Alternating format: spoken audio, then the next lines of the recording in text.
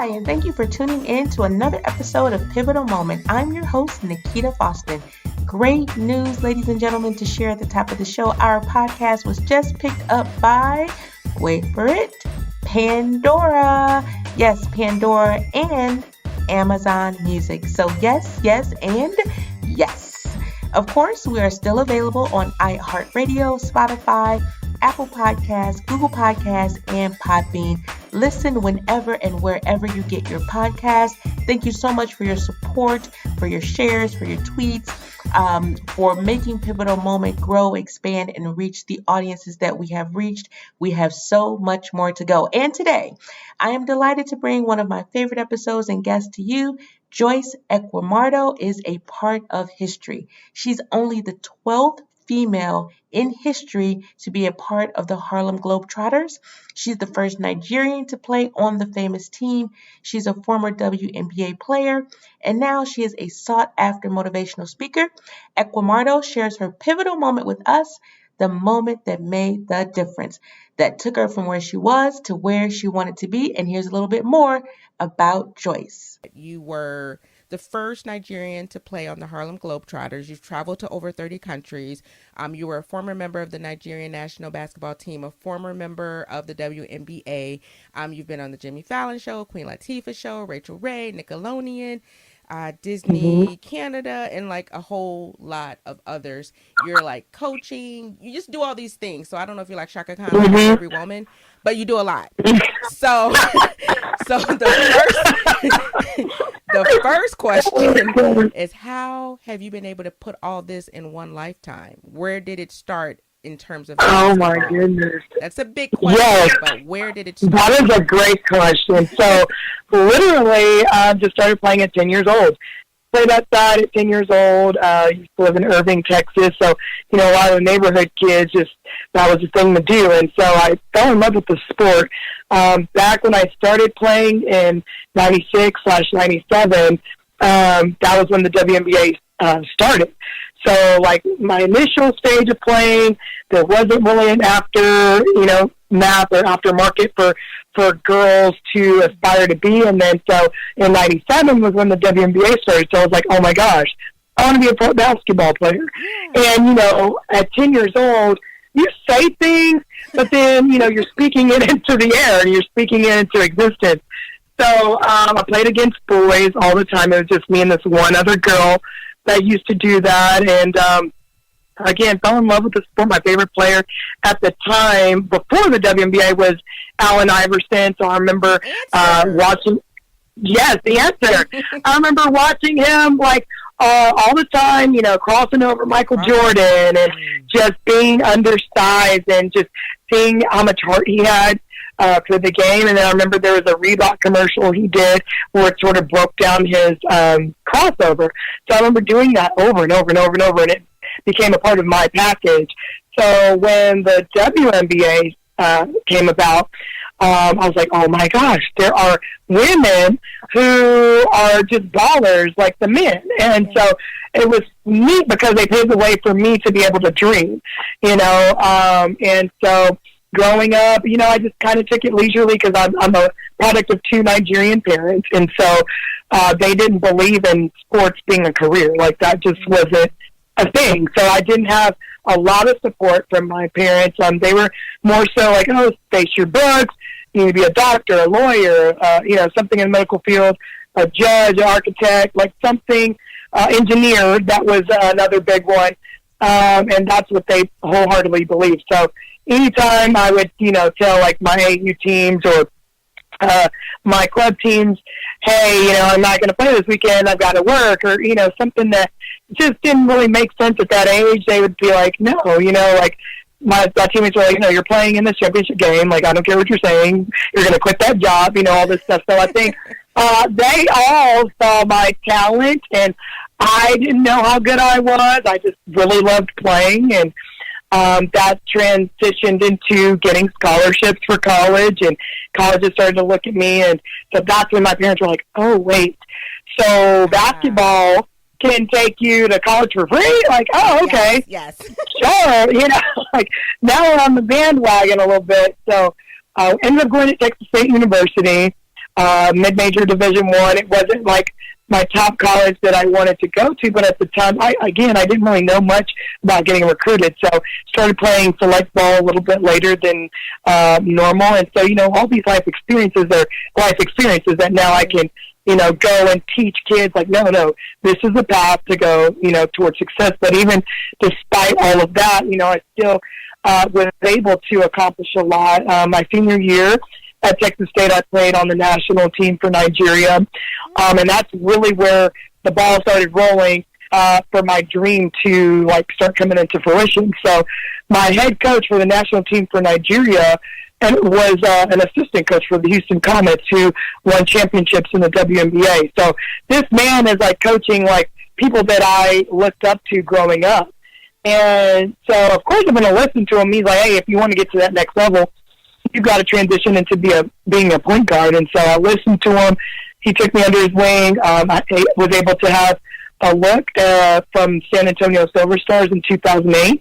And my school, Texas State, was only 45 minutes away from San Antonio. And so this is the thing, look at God work type thing. All this time I'm like, oh, that wasn't my first choice in school. I wanted to go to Duke, or I wanted to go to OU, or even UT, and those letters weren't coming in, and I didn't even know I didn't know I could pick up the phone and call colleges. So anyway, in my meeting with the Silver Stars coach, he was like, you know what, I've been watching you since you were a sophomore at Texas State, literally, because you're 45 minutes down the road. Sure. Yes, so got that opportunity, and it was crazy because I'm literally in the gym with people I looked up to, and then I had to step out of it quickly. You gotta pinch yourself, right, Joyce? Yeah, I got to pinch yourself. And so I was like, wait a minute. Now I'm lacing up my shoes like she's lacing, Becky Hammond's lacing up her shoes. So now I got to step out of it, and I've got to, really hold my own. Unfortunately, the WNBA stint was short-lived. I was there for half a season, and I got waived. And then I was able to play in Poland and Italy. Still played on the national team from 2008 to 2018, so 10 years with that. And then another basketball opportunity came just from sticking with it, and it was with the Globetrotters, something I never even knew was an opportunity. Okay. Yeah, didn't know. Let me just tell our listeners this real quick, because I met Joyce during All-Star Weekend. She came into a panel discussion of all of these female executives in sports. And so Joyce comes in, she's got the basketball, she's spinning it on one finger, and she gets the panelists off the stage and gets them involved in the game of basketball, which I thought was awesome. So I can see why you are so able to have the crowd in the palm of your hand. Now, take us to, no, seriously, because I was like, how is she going to get them to do this? She's show them a trick, and then they would do it. And we're going to put the video on the show notes so they can see it. But how did you get to the Harlem Globetrotters? Next question.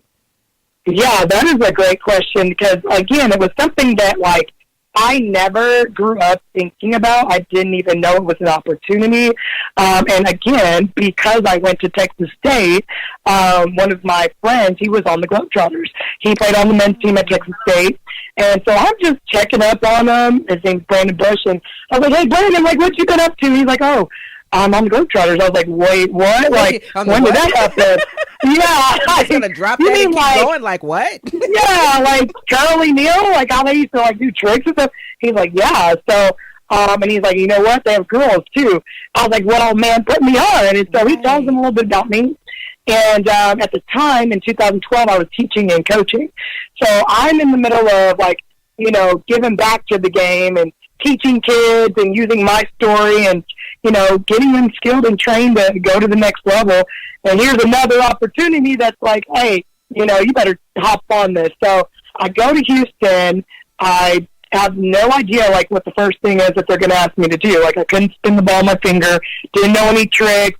I didn't grow up doing that stuff. I grew up, literally trying to be in the WNBA. Yeah. So I get in there, and they're like, hey, shoot the ball. And I was like, shoot, like a regular shot, not, any tricks or anything. Mm-hmm. They're like, no. So, that was my number one feature or like strength in basketball shooting. So I was like, cool. I ended up making 15 shots in a row. No, so they're like, hold on. Just, yeah, Did I hear that right? 15 shots in a row. In a row, threes. 15 threes in a row.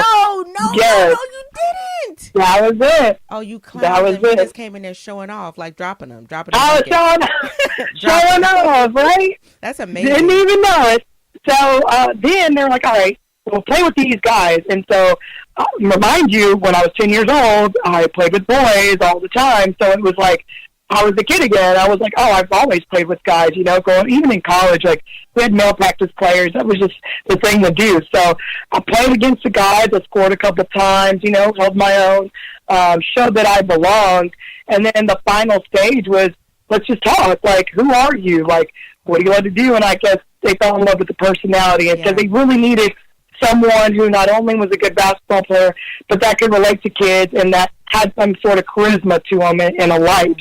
And so the rest of that was history, and I became the 12th female in history that's ever played for the Harlem Globetrotter and the first Nigerian to ever play.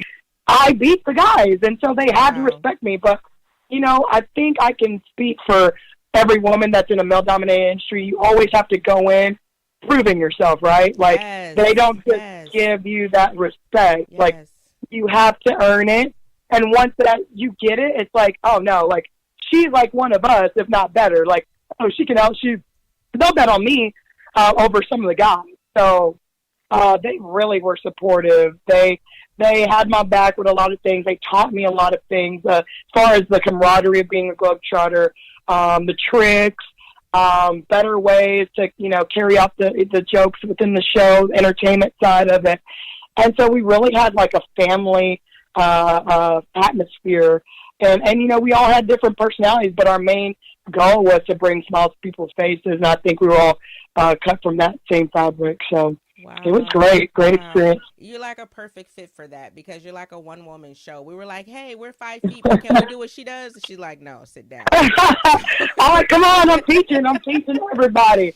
So it was great, though. You know, with corporate women, it was, you don't know, you know, you really used to being serious. So I love to bring that kid out of everybody. That was awesome. It was something to actually witness because everyone is sitting up there and they're very, you know, they're very corporate and they're very, they're very like, you know, they're accessible and approachable at the same time. They're on this show, and you just broke it down, and it was just the most awesome thing to see. It was really great. And so do you get that kind of response every time you step out on the court, and are you ever nervous, or does it just come naturally, like you feel like your most authentic self when you're out there? Prior to being on the court, even when I do motivational speaking, from even when I was playing competitively from being 10 years old all the way to the pros, there's always a sense of anxiety, like I really want to be successful. And so you get so anxious when that ball's tossed up is the same way as when I grab the mic. So it's the same feeling like, okay, I've grabbed the mic, now this is my court in a sense. Like now I'm comfortable. Now I want people to feel like my authenticity. I want to feel my energy and hopefully take away something that they can apply to their lives, whether it is watching me competitively. You know, I have fans that come up afterwards, like, especially when I played on the national team for Nigeria. Those are girls and kids, boys, girls, that I'm coming from a whole other part of the world, but they're my heritage. Those are my roots, and I'm representing them too. So it was like, man, I want to do what she does. And, you know, in my head, I'm like, I'm just playing ball. There's something that I was given, you know, God-given talent. I'm just playing ball. And even when I'm on the mic, it's like, maybe there's something, a word or maybe a part of my story that resonates with someone and that sticks with them. I think that's my purpose on this earth, whether it was on the court, whether it was entertaining on the court, whether it was on a stage with a mic. I know that using basketball as my metaphor is going to inspire and impact someone out there some way. And I just want to shed my light on people. And so I think once I get on that stage, the nerves kind of go away, and it's like, all right, this is you. You're just being conversational, you know, and I love being interactive because that also takes pressure off of me. I want to hear what you guys have to say. I don't want to just be up there giving a lecture and you may or may not be interested. What are you interested in? Let's collaborate. Let's be interactive. I So love that. Oh my goodness. It's such a good I'm like motivated now. I'm like, I just took a Joyce session. This is like a Sweet J 101 workshop. So workshop. I'm so serious. Okay, so you'll send me the bill later. So this is what I want to ask. 'Cause this show is called Pivotal Moment, and so I ask people about that moment that changed it all in their lives, that took them from where they were to where they wanted to be. And so I have to ask, is your pivotal moment one that we've already talked about, or is it something totally different that really made all the difference or the biggest difference? I think that it would have been probably going into the Globetrotters. I think that was very pivotal for me because it was taking a step away from my whole life being super duper competitive, and I now was able to add my goofy side, my personality, to my craft of being competitive. So I think the Globetrotters pulled something out of me as well with the motivational speaking piece that I didn't know had in me. I know in college, like, people would ask me to speak all the time, and I spoke in front of a bunch of our athletes when we were graduating. But I never identified as a speaker. But I think just going through that experience and doing it over and over and over and becoming more comfortable, I think that was the shift of, hey, you're more than an athlete. I think after games, even when people would say, you're a blessing, my kid watched you. Even I had boys coming up saying I was their favorite player amongst LeBron and Steph Curry. Wow. And that's like, well, what? Like, you never would have guessed that because I'm a girl. You don't know how our little boy's going to, take this. I'm the girl out there. Girls will identify with you more than likely, but boys too. So I think just realizing that impact that just me doing what I love to do, that I think was the pivotal moment. And I think a lot of that came from, becoming a Globetrotter and then even after post-Globetrotter and still what I'm doing today. So I would say that was the shift, and the shift now is, I think everybody asks this question when they're alone is like, what am I here doing? Like, what am I supposed to be doing on this earth? What's my purpose? And I think just finding that direction and that North Star and going and focusing your energy towards that and making sure that, it's not always all about you. Who are you helping? Who are you pulling that ladder down to? Who are you helping to climb up the ladder? It's about the business of serving others. Like, who can I help live their dream? It may not be with basketball, maybe in something totally off track of sports, but because they heard your story, now they're motivated. And I think that's where the fulfillment comes in. That's amazing. I'm motivated now. I got to figure out something to do with my life. This is awesome. I got to figure it This is awesome, Joyce. This is awesome. This has really got me going. We got to collaborate now. We're ready to collaborate. Let me ask you this because no, really, you really are a great speaker. Even in that brief time that we got to hear you, how do you decide where to speak, and where do you typically speak? Like, where can we find you? Are you doing colleges and graduations, speeches, corporate? Where do you speak? So right now I am partnered with the WNBA team of Dallas Wings, and it's a great partnership where I get to carry out their community outreach of anti-bullying. So there's an anti-bullying program that I pretty much spearhead, and they set up the schools that I go to speak at, and then I go into those venues and, carry out the program. I've done leadership conferences, but right now I'm literally figuring that out. Like, my niche, I believe, is youth. I love youth. I love the energy. Corporate is also great because I can bring the youth out of corporate people. Like, yes, you can. So it's just, I'm still soul searching. I'm still trying to figure that out and, like, what is the direction I really want to head towards. And so that's what I'm saying. Like, I am totally open to anybody that's listening. Like, hey, if you need a speaker, I love women empowerment. I love purposeful living. Yes. I think those are my niches. And then how can I get, girls involved in sports, what sports has done for me? Because I lived it, and that's something you want to stick with your expertise. And And again, it's just your life story. Who can your life story help?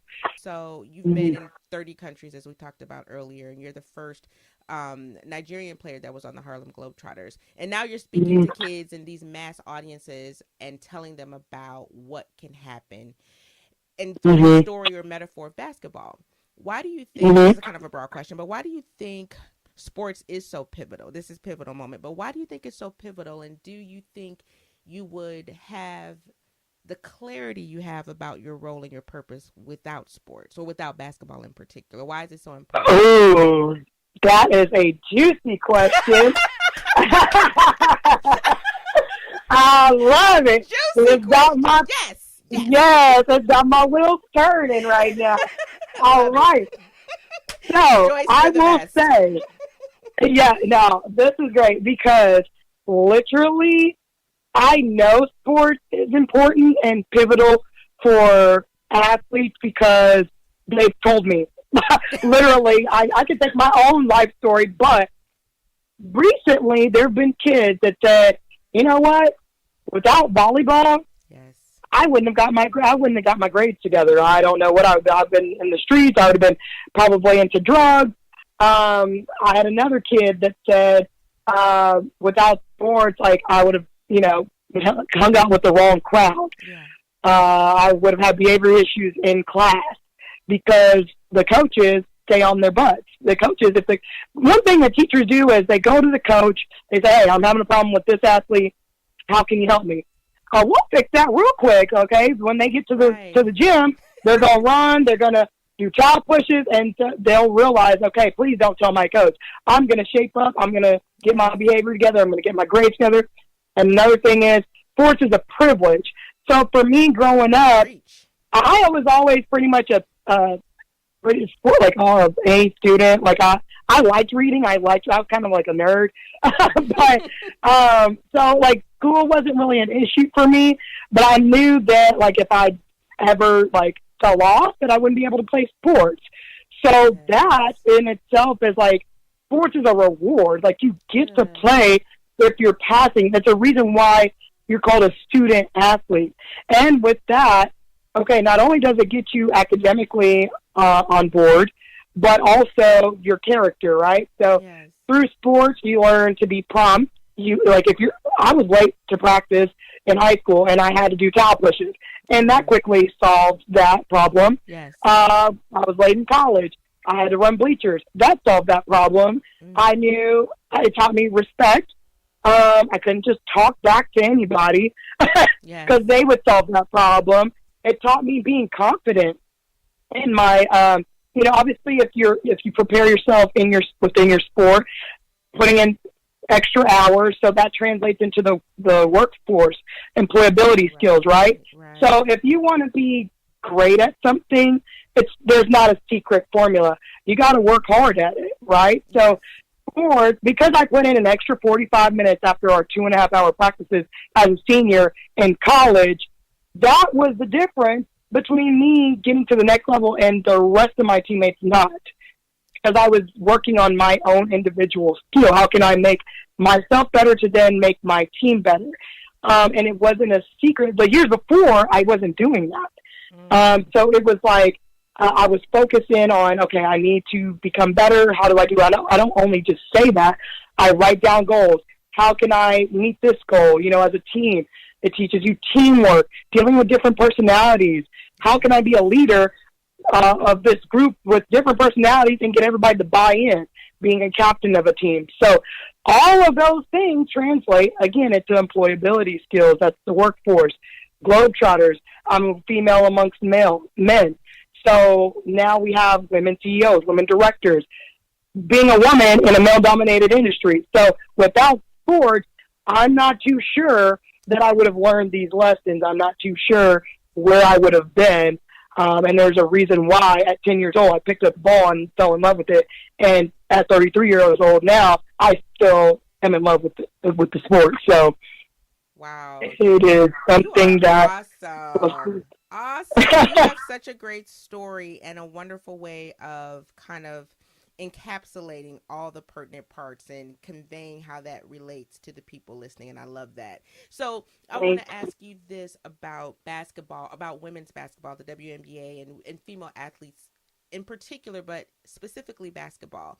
How do we get people as excited as we do sometimes about the NBA as we can be and should be about the WNBA, because it's such an amazing experience. The thrill of the game, the pace of it's just amazing, and it's just so much more, to me, interactive. So how do we convey that energy to get people as driven and as passionate about it as those who are familiar with it?